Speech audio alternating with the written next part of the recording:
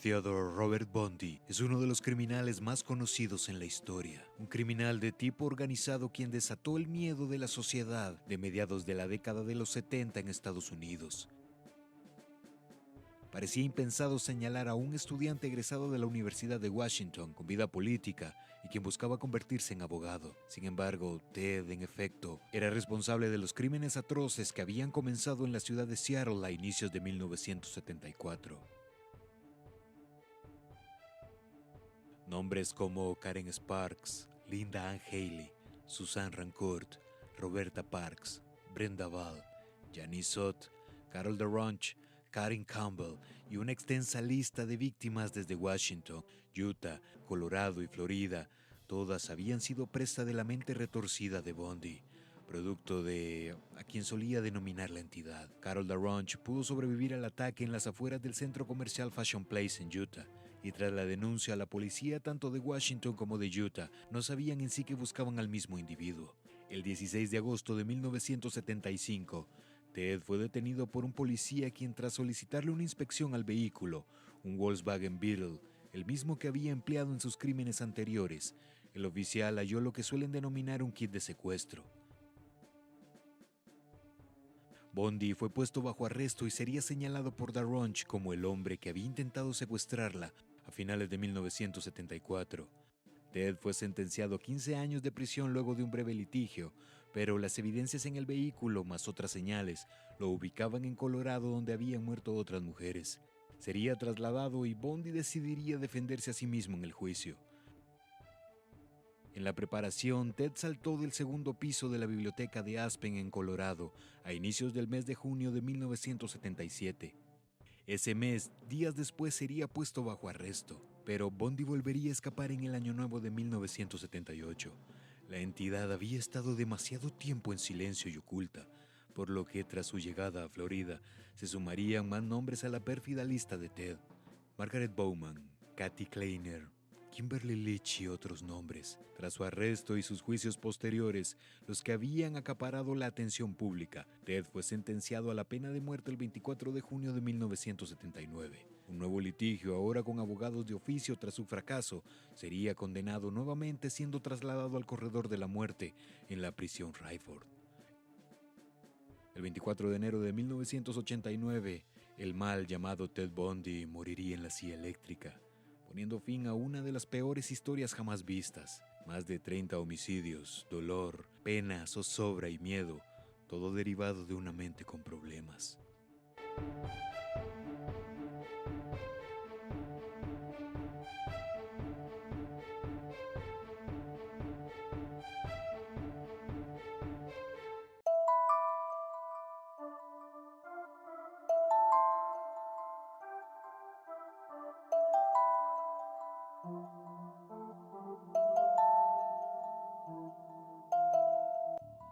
Eleanor Cowell, nacida el 21 de septiembre de 1924, era hija de Samuel F. Cowell y de Eleanor Longstreet. Era una adolescente que podría considerarse como una chica modelo. Intentaba mantener las más altas calificaciones en la escuela, de cierto modo popular y quien aspiraba a continuar con sus estudios. Era la mayor de dos hermanas, Audrey, nacida probablemente en 1929, y Julia en 1934. Los años de la década de los 40 eran complejos para las mujeres que prematrimonialmente resultaban embarazadas. Era habitual en muchos vecindarios que una, otra o varias chicas desaparecieran por unos meses, para luego volver sin dar más que breves explicaciones, tanto por ellas como por sus familias. En el peor de los casos, eran echadas a la calle por la misma razón. La Baby Scoop Era fue un proceso que duró cerca de 28 años, en donde se dieron casos ascendentes a poco más de 4 millones de adopciones, resultado de diversos puntos de vista que habían formulado opiniones muy marcadas en la sociedad estadounidense. Parecía que los últimos años de la Segunda Guerra Mundial habían iniciado una ideología social volcada a la estigmatización de las madres solteras, ideas impulsadas y avaladas por médicos, trabajadores sociales y el clero. Por esto, el secretismo y lo que se comprende por vergüenza mantenía en total hermetismo la realidad ocurrida detrás de las relaciones, como la que viviría Eleanor. En el interior de la casa Cowell, el ambiente era hostil. Un padre violento, paranoico, racista y poco tolerante. una madre inmersa en una terrible depresión, con evidentes cambios de humor, y quien en ocasiones era víctima, tanto ella como sus hijas, de los arrebatos de su esposo. Por todo esto, más la presión social tras abrir la puerta, Eleanor no tenía opción alguna de quedar embarazada sin haberse casado previamente. A inicios de 1946, Eleanor descubrió su embarazo y a partir de ese momento su vida cambiaría en todos los sentidos, tanto a corto, mediano y, como sabemos, a largo plazo. Del padre de la criatura que esperaba no se conocen más que especulaciones. En voz de la misma Eleanor serían provistas vagas y alusivas explicaciones sobre el tema. Nombres como William Lloyd Marshall, un supuesto hombre nacido en 1916, veterano de la Fuerza Aérea y quien tras su egreso de la Universidad de Pennsylvania Penn State había conseguido un estatus favorecido. Al ser un sujeto casado, se había internado en una breve relación con Eleanor, que tras conocer su estado, optó por desligarse de sus responsabilidades.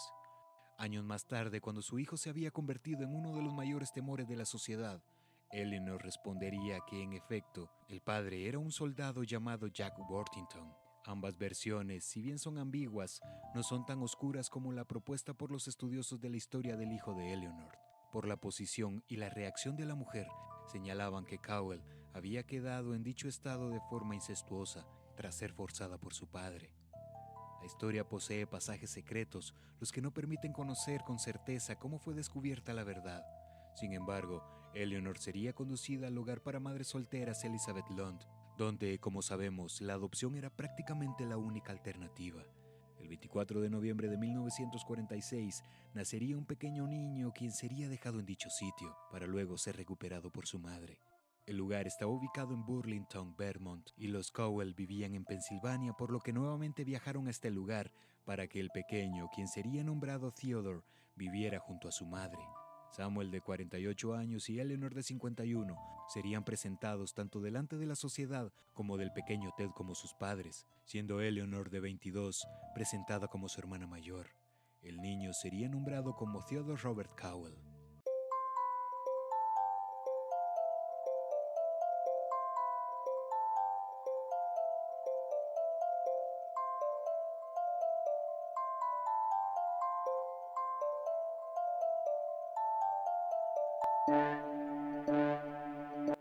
Tras la recuperación de Ted, comenzarían las etapas primarias de desarrollo, donde quienes presentaban mayores sospechas que algo parecía no encajar en la historia era la familia más cercana de los Cowell. Sin embargo, ninguno se atrevía a realizar preguntas directas, ya que en una ocasión lo habían intentado, recibiendo una reacción explosiva y violenta por parte de Samuel, quien inferiría que jamás se hablaría nuevamente del tema.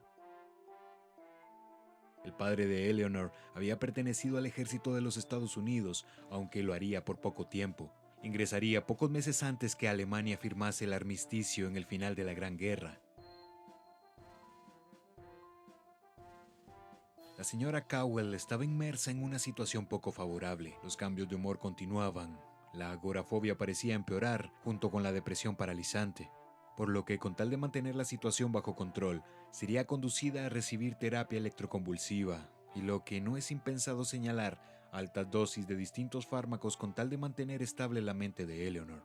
En la década de los años 30, en dichos casos se empleaban altas dosis de anfetaminas y éxtasis para tratar dichos trastornos. Sería hasta lo que en la psicofarmacología se conoce como la Edad de Oro, donde se incorporaron medicamentos como la clorpromacina, meprobamato y otros antipsicóticos más.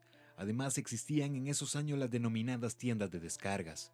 Esto en base a la popularidad, efectividad y su respaldo científico. En 1945, un estudio de dos psiquiatras del Hospital McLean en Massachusetts había demostrado que la TEC liberaba al 80% de los pacientes de sufrir un episodio grave de depresión. Pero quien parecía necesitar de la TEC o de intervenciones médicas era Samuel. Las alucinaciones que padecía el señor Cowell eran notorias, al grado que los vecinos opinaban que estaba poseído por una entidad maligna. Se internaba en peleas con la nada y solía despotricar en contra de todos aquellos que no encajaban con lo que solía denominar el ciudadano netamente americano. Julia, hermana de Eleanor y tía de Ted, recuerda que en una ocasión sería lanzada escalones abajo por su padre, tras no haber cumplido con una de sus supuestas obligaciones, que era ponerse en pie desde tempranas horas. Los intensos gritos de Samuel podían escucharse a metros de distancia de la casa, y en voz de la madre de Ted, su padre solía agredir ocasionalmente a su madre, pero a sus ojos no era considerado un hombre violento. Y extrañamente, Ted Bundy, en la última entrevista que realizaría a escasas horas de cumplirse la sentencia de muerte, en una entrevista desde la prisión de Rayford con el Dr. James Dobson, señalaría que en el matrimonio de sus abuelos existían los problemas comunes presentes en toda relación, pero nada extraño. Esa era una peculiaridad constante en la descripción tanto de Samuel, Eleanor y Ted: enfocarse en lo bueno o lo natural, desentendiéndose de los males importantes que arrojan resultados negativos de peso.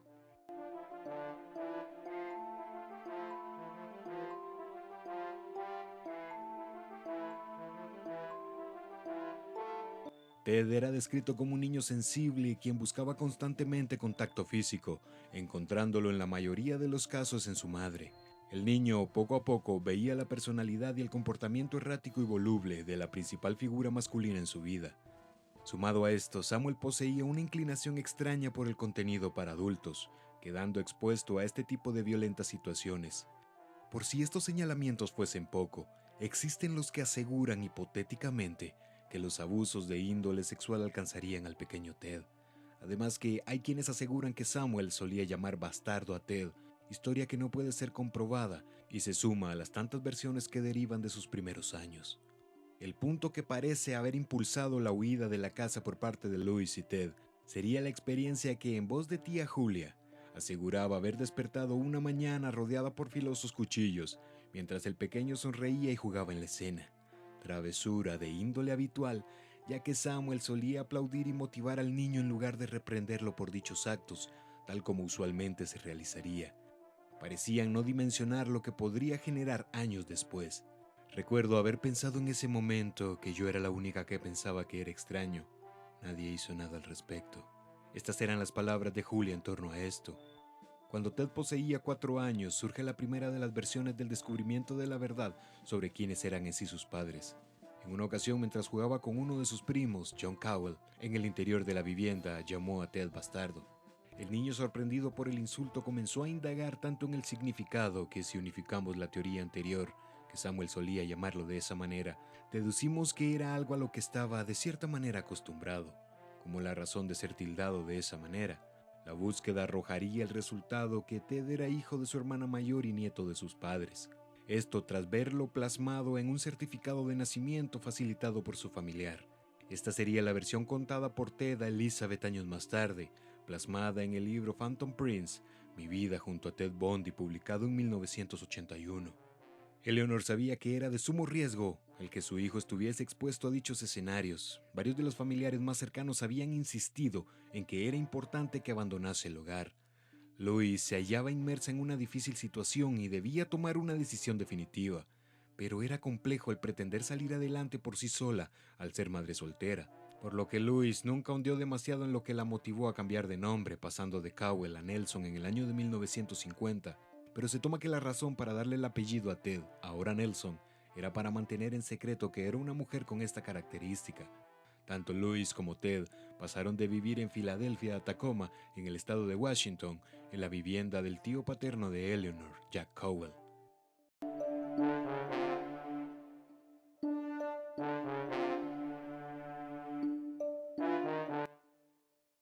Jack contrastaba de sobremanera con la personalidad de Samuel. Era considerado un sujeto altamente preparado, académicamente hablando. Era descrito como un compositor de música consumado y quien laboraba como profesor de música en la Universidad Puget Sound, por lo que pudo haber facilitado empleo a Louis años más tarde, quien laboraría como secretaria en dicho lugar, pero no se conoce a ciencia cierta la fecha exacta del ingreso a sus labores en la casa de estudio.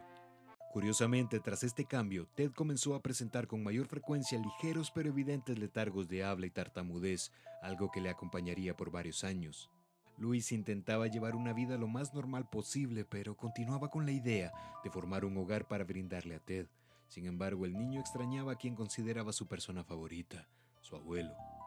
Louis era una fiel creyente, por lo que comenzó a asistir con mayor regularidad a la primera iglesia metodista ubicada en Tacoma. En dicho sitio se enteró que se organizaría una reunión para adultos solteros. La madre de Ted asistió con la intención de conocer a una pareja, algo que sería positivo tras el acercamiento de Johnny Culpeper Bundy. Era un hombre de 29 años, quien había servido como cocinero en la Marina durante los últimos años de la Segunda Guerra Mundial en varios barcos. En ese momento trabajaba como cocinero en uno de los hospitales de la Unidad de Veteranos de Guerra en Tacoma, y desde los primeros acercamientos con Ted, parecía que los celos le impedían conectar con John. Una vivencia que resalta de la niñez de Bundy sería una intensa rabieta realizada en el interior de una tienda de diversos productos, donde Ted se lanzaría al suelo, orinándose y gritando por no haber sido complacido en la petición de una compra que le había solicitado a Louis y John. Pese al poco acercamiento entre Ted y Bundy, Louis y John se casarían el 19 de abril de 1951 y John decidiría adoptar al pequeño, dándole su apellido, Theodore Robert Bundy. En el año de 1952 nacería Linda Bundy y Glenn Bundy en 1954. El nuevo hogar de los Bundy evidenciaba diversas limitaciones económicas, pero les fue posible adquirir una vivienda en Skyline Drive, siempre en Tacoma, a mediados de 1955. Sandra Bundy nacería en el año de 1956 y la atención a los ojos de Ted parecía estar enfocada en sus hermanos, por lo que solía pasearse y deambular por el vecindario de forma habitual y sin límite de horario. John había inscrito a Ted en los Boy Scouts, algo que poco a poco fue revelando un comportamiento conflictivo. Bundy solía realizar trampas cubiertas de hojas secas en el bosque, con tal que los compañeros cayeran en los agujeros. Además, se internaba en los recovecos más espesos de la maleza, con tal de asustar al resto de la tropa. Con el paso de los meses, incluso llegó a convertirse en el líder de los Scouts. Ted formaría parte de la tropa tal como lo hizo Dennis Ryder, el asesino BTK condenado a 10 cadenas perpetuas, Arthur Gary Bishop, muerto por inyección letal en 1988, H.R. Hadelman y Mark el bombardero Hoffman. La adolescencia de Bundy estaba marcada por una extraña atracción y casi fascinación por las imágenes explícitas, especialmente las que retrataban escenas de desnudos, luego de haber encontrado en la basura de una de las casas circunvecinas una revista de esa naturaleza a la edad de 13 años, aunque existen quienes señalan que el primer acercamiento de Bundy con el material para adultos ocurrió desde sus primeros años, al estar en contacto con el material propiedad de su abuelo. Por esto, y esperando tener suerte, solía frecuentar y registrar de arriba abajo los basureros tanto de las casas como de las farmacias vecinas, con tal de hallar alguna revista o fotografías que satisfaciesen a su necesidad. En este periodo de tiempo surge la segunda teoría que Ted descubrió la verdad de sus padres, hallando su certificado de nacimiento, leyendo el nombre de su madre y en la casilla de los datos del padre la palabra desconocido. En ese momento, Ted comenzaría a desarrollar una sensación negativa en contra de su madre, algo que llevaría en silencio por muchos años. Bundy asistía a la secundaria Woodrow Wilson en Tacoma, siendo un estudiante promedio que reflejaba inseguridad, timidez y un círculo social escaso.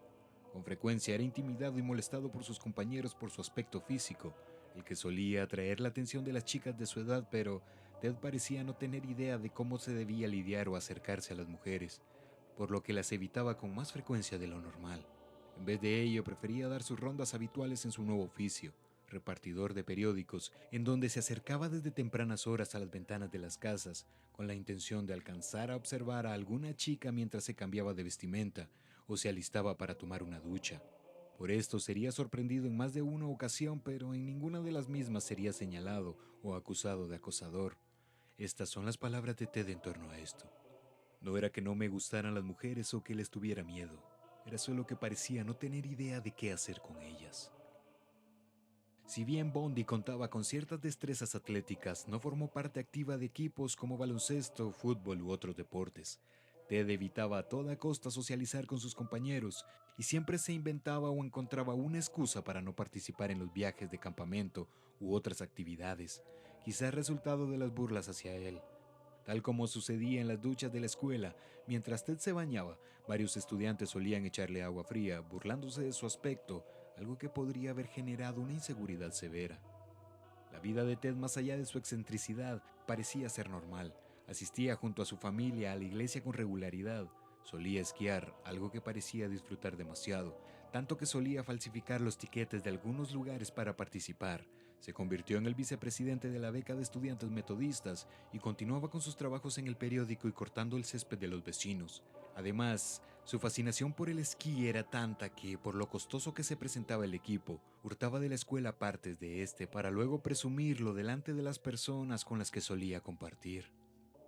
Pero a ratos esa normalidad era interrumpida por episodios de ira, en donde los animales se convertirían en su canal de liberación. Aunque Ted siempre sostuvo el no haber dañado a ningún animal, existen declaraciones que señalan que solía torturar gatos, a los que golpeaba para luego colgarlos de los árboles, incluso llegando al punto de prenderle fuego a uno de estos animales, algo que sería visto por muchos. Pero las acusaciones no encajaban con la persona que señalaban, ya que Ted meses atrás había salvado a la hermana menor de uno de los miembros de la iglesia de morir ahogada. Por esto era impensado que Bundy actuase de esa manera. Además, en este lapso de tiempo, Ted comenzaría a percatarse que existía algo extraño dentro de él. Algo comenzaba a formarse que tiempo después saldría de la peor manera imaginada. Algo que denominaría la entidad. Cuando Ted tenía 14 años, nacería el último de sus hermanos, Richard Bundy, en el año de 1961. La actitud rebelde y el rechazo constante de Ted a los acercamientos de John y ahora de sus 4 hermanos preocupaban de sobremanera a su madre, ya que solía pasearse por la casa de mal humor, cuestionando el por qué no había nacido en un hogar acomodado. Bundy solía fantasear constantemente con tener el dinero y el poder que, según él, merecía. Atacaba verbalmente a John, señalando su poco intelecto y su inutilidad para crear riquezas. Solicitaba prendas costosas y los mejores atuendos, especialmente ropas de color negro, color por el que sentía un gusto especial. Divagaba con ser adoptado por alguna celebridad, en especial por su actor favorito, Frank James Cooper, o alguna familia adinerada. Existen los que señalan que John agredía en ocasiones a Ted como señal de frustración a las constantes críticas e injurias del adolescente. Bundy había comenzado a ingerir grandes cantidades de alcohol y parecía haber cambiado de actitud, intentando ser un poco más social, algo que no solía comprender del todo el por qué debía estar inmerso en estas situaciones. Parecía como si hubiese creado un nuevo personaje. No sabía qué era lo que hacía o conducía a las personas a querer tener amigos. No sabía cuál era el trasfondo de las relaciones sociales. Estas eran las palabras de Ted en torno a esto. Además, había sumado a sus lecturas la literatura oscura y los crímenes policiales, los que mostraban escenas de homicidios. Sumado a todo lo anterior, se vio inmerso en 2 intentos de robo de vehículo, algo que uno le equivalió a una llamada de atención y otro al acercamiento con la policía, sin ser procesado en ninguna ocasión. En el mes de agosto de 1961 ocurriría un suceso negativo a pocas millas de distancia de la casa de Ted, en la vivienda de la familia Burr. El 31 de agosto sería raptada Anne-Marie Burr, de 8 años, quien desaparecería entre las 4:30 y las 5 de la mañana. Un sujeto había ingresado a la vivienda a esas horas, sin dejar mayores marcas o señales de quién era el responsable del hecho. Pese al paso de los meses y años, todas las labores de búsqueda fueron infructuosas, pero el caso tomaría relevancia nuevamente 15 años más tarde, cuando uno de los vecinos de los Burr fuese noticia nacional acusado de asesinatos en masa.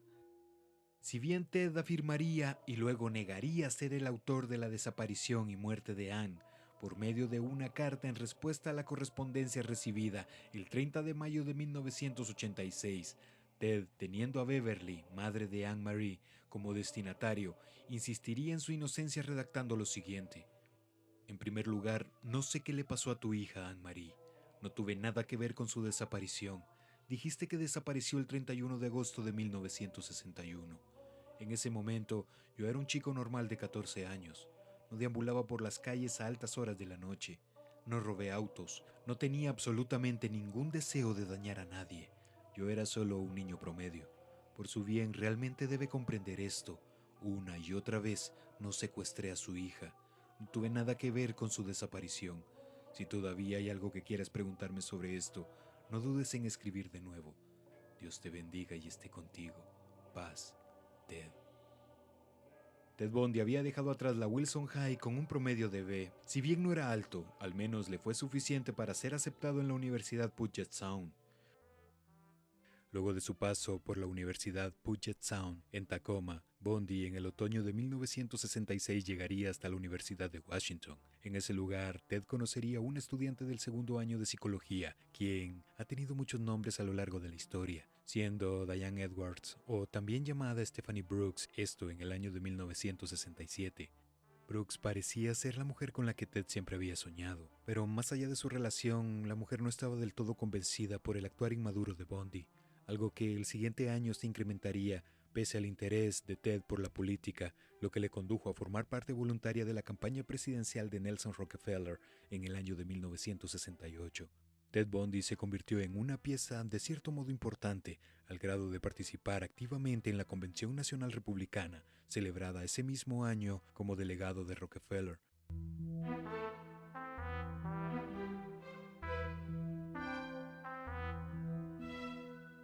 Los lazos amorosos entre Brooks y Bundy llegarían a su final, lo que para muchos profesionales en salud mental y otros estudiosos en el tema tomarían este suceso como el punto de inflexión en la mentalidad de Bundy. El rechazo y la desaprobación por parte de la mujer, según Ted, era algo evidente. Además, existen los que señalan que, en una visita a la unidad de registros en Filadelfia, al solicitar su acta de nacimiento, Ted reviviría el traumatismo constante que desde temprana edad llevaba en silencio, el ser, como varios de sus más allegados lo nombraban, un bastardo. Luego de su corto paso por la Universidad de Temple, Bundy volvió a Washington, donde conocería a Elizabeth Coupler en octubre de 1969. Elizabeth era una secretaria recién divorciada que llevaba poco tiempo en Seattle, procedente de Utah. Liz y su hija pasarían a compartir su vida con Ted Bundy. En 1972, Ted culminó la licenciatura en psicología y ese mismo año comenzó a laborar como asesor de campaña de gobernador de Daniel Evans. Gracias a su exitosa carrera y tras haber participado en varias operaciones encubierto para el Partido Republicano, Bundy decidiría migrar a Utah con la intención de matricularse en la universidad para obtener el título de abogado, esto en el año de 1973. El último de los acercamientos con Stephanie Brooks sería en medio de un viaje por negocios a California, donde Brooks encontraría a un Bundy distinto, pero más allá de estar con ambas mujeres en dos estados distintos, Ted y Stephanie llegaron incluso a hablar de matrimonio, pero Bundy, sin mediar más palabra o dar mayores explicaciones, terminaría su relación con Brooks por medio de una llamada, esto en vísperas del Año Nuevo de 1974. Parecía como si de venganza se hubiese tratado lo hecho por Ted, algo que ni Elizabeth ni Stephanie sabían tanto de una o de otra a ciencia cierta. Las cosas parecían distintas, por lo que abandonó la casa de estudios y volvió a Washington en 1974, donde comenzarían crímenes atroces que irían en ascendente.